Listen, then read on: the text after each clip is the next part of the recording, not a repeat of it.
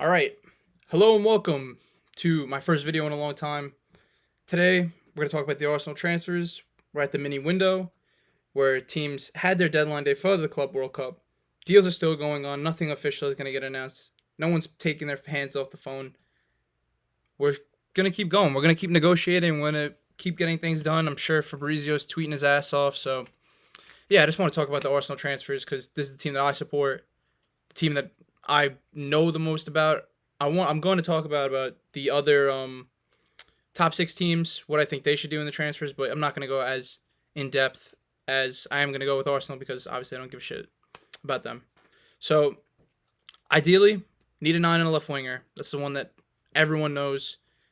We need something in this attack. We've been lacking for the last two seasons, despite how many goals we scored last season.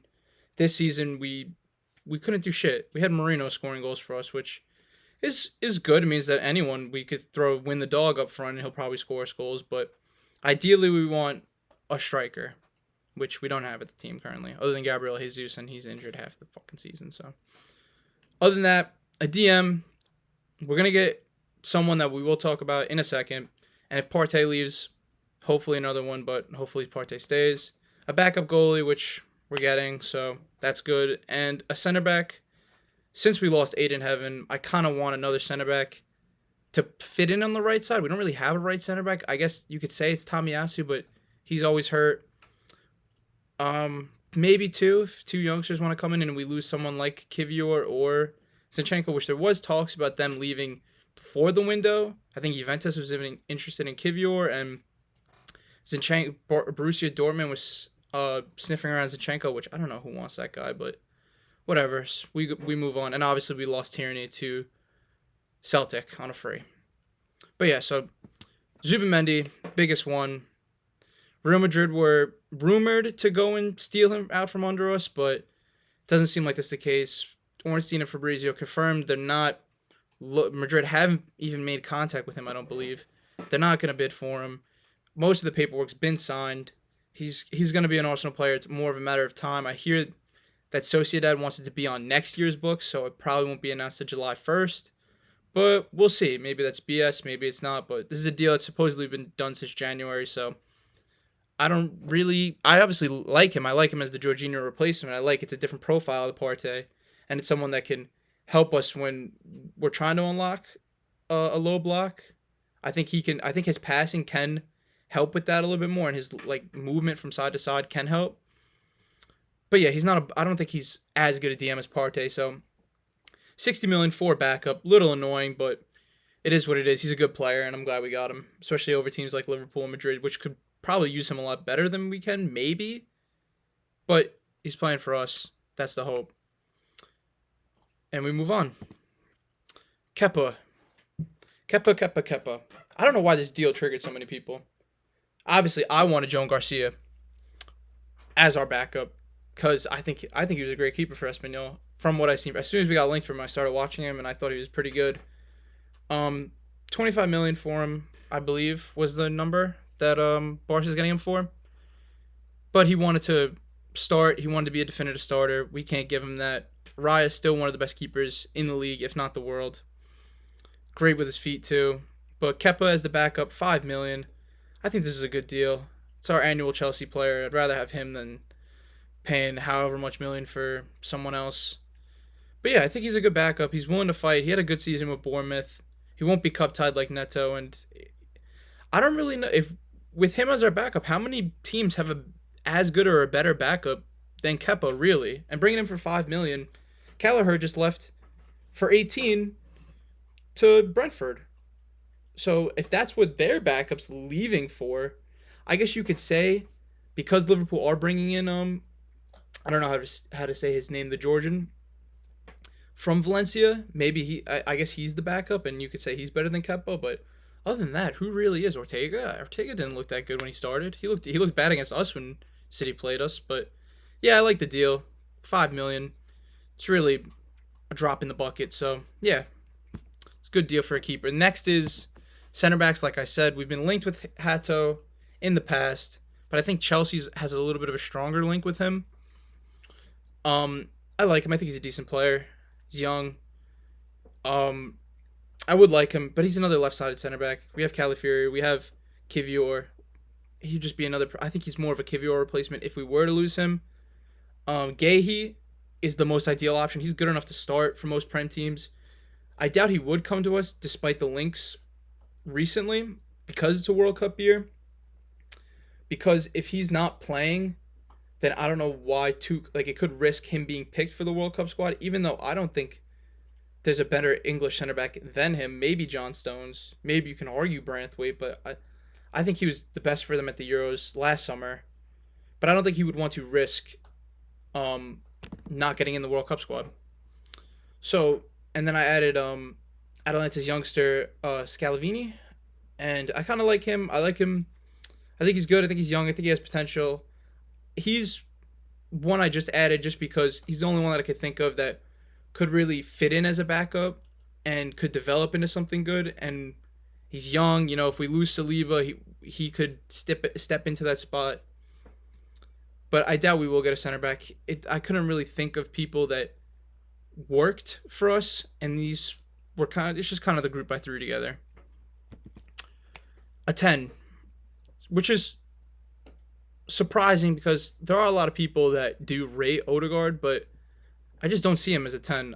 I think he's like a advanced 8. I think he's like kind of like Thiago, where he's not like a Thiago wasn't really a 10 for Liverpool.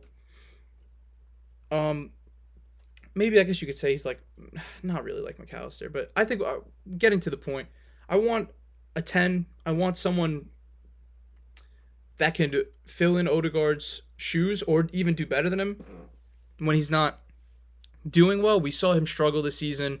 We saw a lack of creativity from him, and outside of the last like 2 games, he wasn't even putting up GA. He missed that penalty against United, which was big and got us knocked out of the cup. And he just blacked in a lot of the games for us when we needed him to step up. So Eze, he has his release clause. He's a youngster that was in Arsenal's academy. He's a fan of Arsenal. He's in London. We could get him. I'm sure he would come to us, but it's just about the money. Do we want to pay that for him? Morgan Rogers is the most expensive out of these 3, and I think he's probably the best out of these 3. Honestly, going off last season, and I would really rate him if he came in. I would sell Odegaard and just put him as the 10. And then Xavi Simons, who I also think is a great player, who teams for some reason I feel like are staying away from. I don't know why. I don't know why PSG seemed like happy to get rid of him. PSV couldn't hold on to him, and Leipzig I think it's more their financial trouble that they want to get rid of him. But I hear rumors that he's going to leave, that he's going to go somewhere else. But yeah, I like all 3 of these profiles. I think they're actual 10s, which is something that we don't have in this team other than maybe Waneri. He's probably the closest thing we have to a 10. And they're not just 10s. They're all versatile. They could play out on the wing. They could play... I think Rogers has played a couple games up front centrally. But that's besides the point. I don't want any of them playing centrally. I just want another profile on this team. Someone that challenges Odegaard for his spot. Because it seems like he's too comfortable. He's got the captain's armband.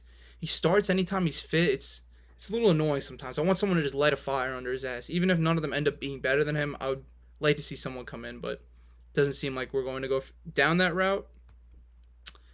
And obviously the left wing, this is one of the biggest things that we need. I like Martinelli, and I like Trossard off of the bench, but we need someone to balance this team because this is Bukayo Saka FC when we're in the final third. It's get him the ball.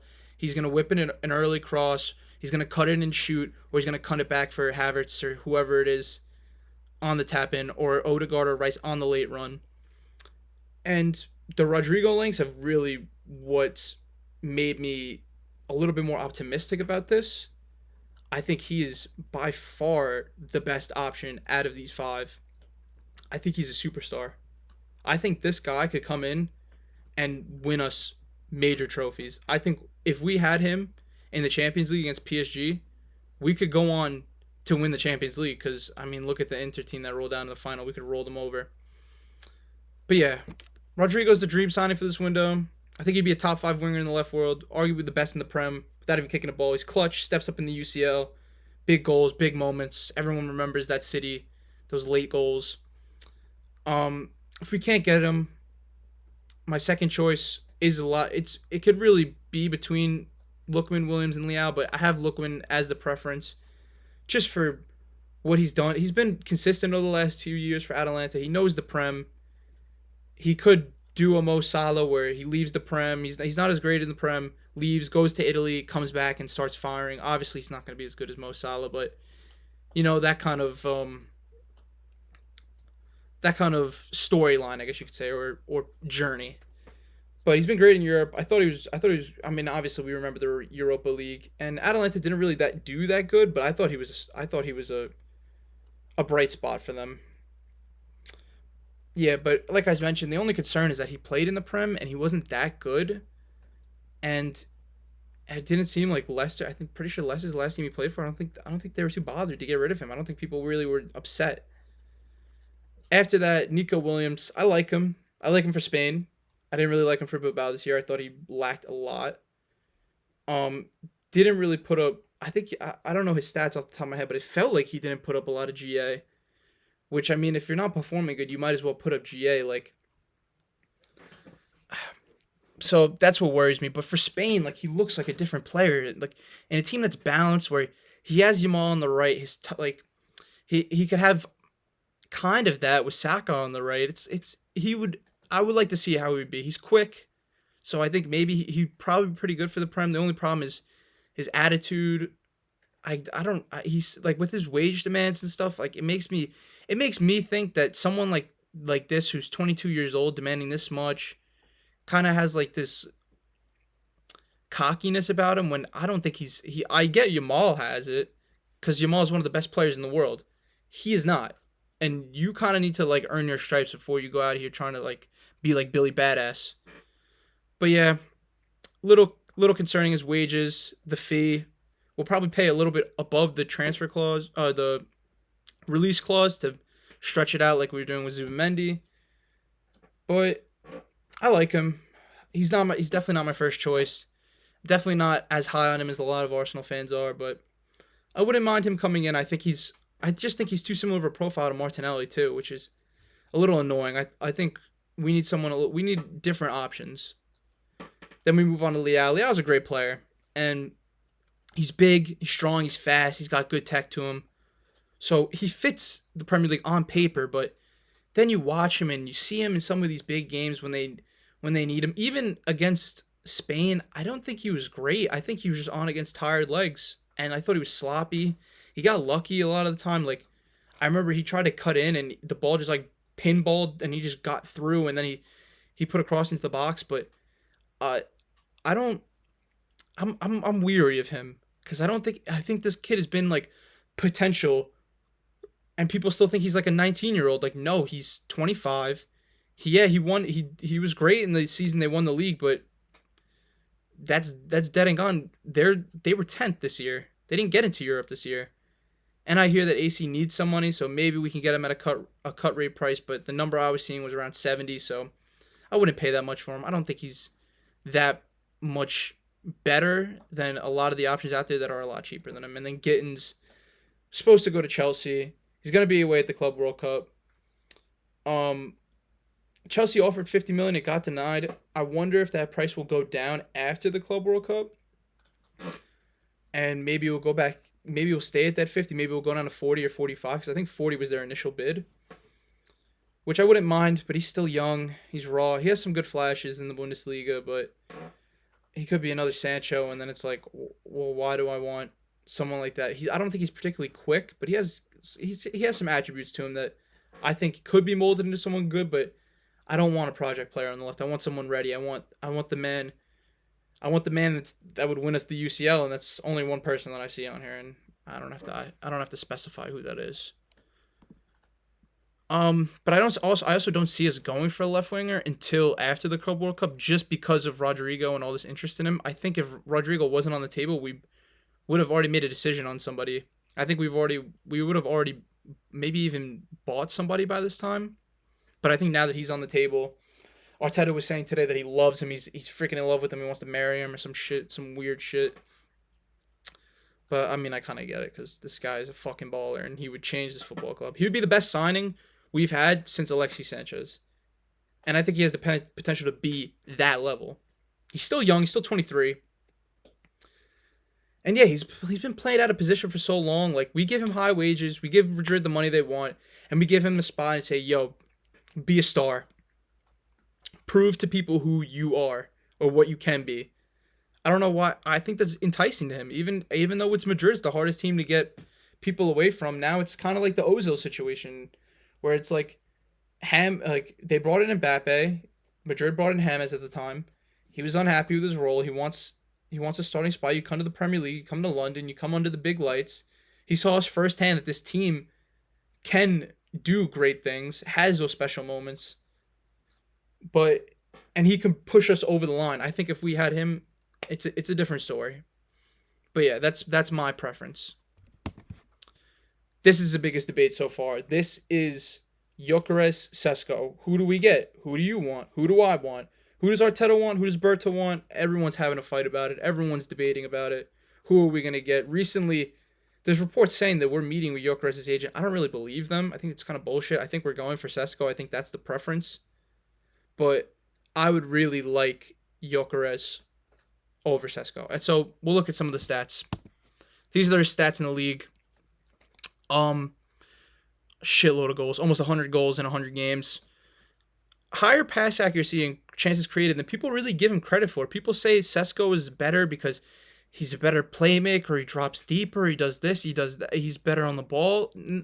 I don't get it. I've seen Gyökeres. I don't think he was great against us, but against City he was great. And some of the games for Sporting, I don't think people give him his ability to be a target man as much credit as they should be. Still a good dribble success, taking people on. I heard someone say he was a penalty merchant. He still has, over the last 2 seasons, he still has over 70 goals without penalties in all competitions. That's including for Sweden and in the cups and whatever. But yeah, so I prefer Gyökeres. I think he's the finished article. I think he is a piece that we get and people are like, whoa, like they're serious about getting a striker. Like we haven't had a striker since Aubameyang, and before that, we didn't have a striker since really like Van Persie. It's like those in the last what year is it? In the last 13 years, we've had 2 bad boy strikers. Before that, it's like Bergkamp, Henry, Ian Wright. We had people. That was the biggest thing about us is our attack, and now that's the weakest thing about us, which is annoying. But yeah, this is the guy that I want. This is the guy that I think is the finished article. He's gonna score us goals. He's gonna do great things. And he wants to make that next step. He's been in England before. He carried Coventry to a playoff final, and although they didn't win it, he was good enough for Sporting to look at and be like, we can take you and we can start you in Europe and we can challenge. We can win back-to-back league titles. We can do a domestic double with you in a league that people, Darwin Nunez scored goals in that league. This year, he put up more GA than Darwin Nunez scored goals in his entire time at Benfica. So, I don't know. People do like to shit on him now that he's not the favorite to come to us, but I think he's a great player. I think he'd be great for us. Compared to Sesko, his numbers are not there. He's definitely a better goal scorer than Gyökeres was at this age, but he's still raw. He doesn't go in the box as much. He's not as much of a, he is great in the air, but he's still not a box presence. He drops deep a lot. And I know Leipzig weren't that great this year, which isn't his fault, but I'm nervous of what he could be. He's still young. We're going to have to develop him. I would much rather a win now striker like Gyökeres, but if this club goes for him, they bring him in and he does great things for us. He progresses, then all right, whatever. As long as I just care about this team winning. I don't care if I'm right or wrong on who I want to bring in. I want this team to win, and I don't think that Sesko is the team that will win us the league next year. But I'm not opposed to him at the same time. I think he has potential. I think he definitely starts over Havertz for me, but I don't think he will at first. I think that he'll kind of get the Calafiori treatment where he'll start a couple games on the bench and come on as a sub. And then once Arteta feels that he's ready to be a starter, then you go in. And if you hit the ground running, you'll have that spot for the rest of the season. We saw that with Lewis Skelly. Even when Calafiori came back and Zinchenko, he held down that spot because he was our best left back. He was a great like Timber when with Ben White. I know that both of them have been hurt, so they really haven't competed for the spot. But Arteta has shown that he's willing to have two people in every position that are at a similar level that will challenge each other, and whoever is better will get played. So that's the thing that I like, but it's also something scary when it comes to Sesko because if he never turns out to that and we drop 70, 80, 90 million on him, then now we're stuck with this kid. We're stuck with Havertz as our main striker. He's not good enough to win us trophies. He won Chelsea the Champions League, but we don't have a Conte or a Jorginho of that level in this team. We don't have a team that's won the Champions League before. We don't have Thiago Silva and all these people. But yeah, this is their Champions League stats. You can't see, but Gyokeres has more than double his shots, but he dominates him in every stat. His accuracy, shots per 90, everything. He's way more of a goal scorer than Sesko, and I'm more confident in him scoring 30, 40 goals this season, not in the league, obviously, but overall for us than someone like Sesko, who is young, he's raw, he could be better than Gyokeres right now in the future, but how do we know that bringing him in and waiting for him to develop? What if Saka wants to leave? What if Saliba's been eyeing up Madrid for how long? What if he wants to leave because we don't win trophies? He doesn't want to sit around and be the maybe team. He wants to be the team that's lifting it, no matter who it is. So, I mean, Gabriel signing the new deal makes me a little more confident that other people will sign deals. I know people were talking about Lewis Skelly getting eyed up because he might leave because we haven't been able to come to a deal with him, but I don't see that happening. Same with Waneri. Same with Saka, but, it is scary to think if we go for all these young profiles and we don't get over the line, what is this ownership serious about winning, or are they just happy being a team that gets top four, gets far in the Champions League, gets money? That's not what I want to be. I don't want to be Spurs. I don't want to be what the current Chelsea model is. No offense to these teams, because obviously they've won more than us in the last couple of years, but I want to be City. I want to be spending 250 million when we need it. When we need these players, we go out and we buy them, and anyone that's not good enough goes. They leave. They get dropped. They don't play. I don't care how upset they are. You're not good enough, you don't play. But yeah, I still do like Sesko. And one thing that I do notice that people don't say is that Gyokeres hasn't scored a headed goal this year, and he's had 23 headed shots in all competitions. I couldn't see his the League Cup stats, but in the Champions League, in the Nations League for Sweden, and in the league, he hasn't scored a headed goal, which does concern me. Like, we whip in a lot of crosses, and Sesko does win a lot of balls in the air. He's tall, he can jump pretty high, and he's actually pretty good with his head. He's not just like Havertz, who's tall and can get on the end of it, but won't actually do much with it. Like, as a team that whips in a lot of crosses, I think that's important that someone's getting onto the end of them. So maybe that's what maybe Arteta and Berta look at that and they're like, we want Sesko because he can be more of a box presence, because Leipzig does play the two striker. You have Openda next to him, who I think that guy's just wank. Our RB Leipzig did not really create a lot, so I get he has to drop deeper to pick up the ball and get on the ball.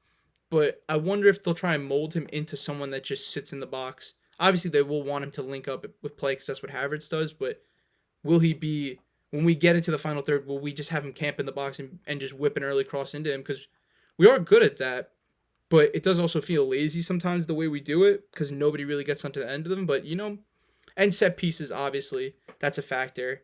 He'll be, without Gabriel, we could not score set pieces because nobody can get on the end of, like, we have people that are big, but that doesn't mean that you can get onto the end of them. So yeah, I like both strikers. My preference is obviously Gyokeres, but I wouldn't mind Sesko. I don't mind him. If we get Rodrigo, I don't care which one of these two we get, really, honestly, because I think he's more important to the team than one of these two. So these are my two ideal lineups. I put Gehi in, if you'll notice, in the second team, just as, like, it could be any center back. Tomiyasu's hurt all the time. I could have put him in, but that could be any right center back. But Gyokeres, Rodrigo, Saka, that's my preferred front three. I think that front three is one of the best front threes in the world. Might even be the best front three in the Prem, depending on who Liverpool and City get and Chelsea get. Odegaard, Rice, Partey midfield. I like Partey was probably our best midfielder last year. Rice earned his spot. He deserves his spot. Odegaard, if you're not good enough, one area can easily go into that spot for me personally. Back line, nothing should change with them. They've been the highlight of these last 2 years. Saliba and Gabriel are probably the best partnership in the world. Timber is shown to be one of the best right backs in the world, be one of the most underrated players in the world, which when he got injured at the beginning of the year last year, I remember I was disappointed because when I saw him at preseason, I know it's only preseason, and when we saw him early on, he just looked different. He looked confident. He looked like one of those players that gets on the ball and just like he could do great things. And the way he bombed forward some this year kind of surprised me. And the way he defends some players, I think he's one of the best, one of the most well-rounded right backs in the world. And Lewis Skelly, he's young. The way he inverts into the midfield and creates that box with everybody. I really like it. And and he's got some spunk to him, Does the Holland celebration in front of his face. Likes to talk, likes to be physical. He's a little dog out there. And I fuck with that.